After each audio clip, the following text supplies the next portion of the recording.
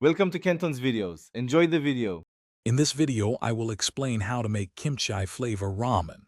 First, select your favorite instant ramen and about 1/4 cup of chopped kimchi. You'll also need garlic, ginger, and a bit of gochujang for authentic flavor. Start by sautéing the aromatics before adding your broth. This simple preparation sets the stage for a delicious and quick meal.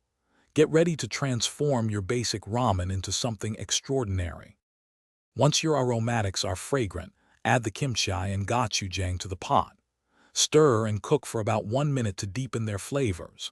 Next, pour in 2 cups of water or your preferred broth, bringing it to a rolling boil.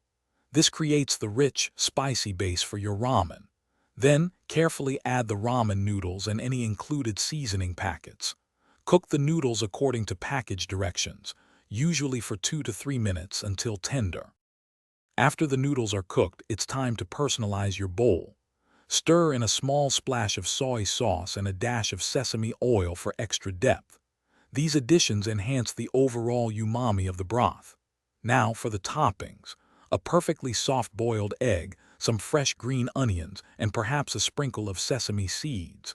Serve your steaming hot kimchi ramen immediately to enjoy its full, vibrant flavor. It's a quick, satisfying meal.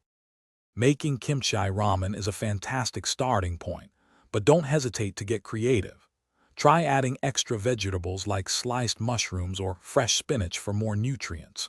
You can also boost the protein with some pan-fried tofu, shredded chicken, or thinly sliced beef. The possibilities are endless for customizing your perfect bowl.